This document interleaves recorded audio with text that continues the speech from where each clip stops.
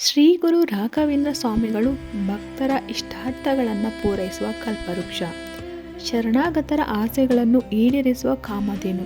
ಇವತ್ತಿನ ವಿಡಿಯೋದಲ್ಲಿ ನಾವು ಇವರ ಪ್ರಸಿದ್ಧ ಶ್ಲೋಕವನ್ನು ಪಠಿಸಿ ಅದರ ಅರ್ಥವನ್ನು ತಿಳಿದುಕೊಳ್ಳೋಣ ಬನ್ನಿ. ಆ ಶ್ಲೋಕ ಯಾವುದು ಅಂತ ಹೇಳಿದ್ರೆ, ಪೂಜ್ಯಾಯ ರಾಘವೇಂದ್ರಾಯ ಸತ್ಯ ಧರ್ಮರಥಾಯ ಚ ಭಜತಾಂ ಕಲ್ಪವೃಕ್ಷಾಯ ನಮತಾಂ ಕಾಮಧೇನವೇ. ಈ ಶ್ಲೋಕ ತುಂಬ ಜನಕ್ಕೆ ಗೊತ್ತೇ ಇರುತ್ತೆ, ಆದರೆ ಸ್ವಲ್ಪ ಜನಕ್ಕೆ ಇದರ ಅರ್ಥ ಗೊತ್ತಿರೋದಿಲ್ಲ. ಶ್ಲೋಕದ ಅರ್ಥ: ಸತ್ಯ ಮತ್ತು ಧರ್ಮದಲ್ಲಿ ಸದಾ ನಿರತರಾಗಿರುವ ಪೂಜ್ಯ ರಾಘವೇಂದ್ರ ಸ್ವಾಮಿಗಳಿಗೆ ನನ್ನ ನಮನಗಳು.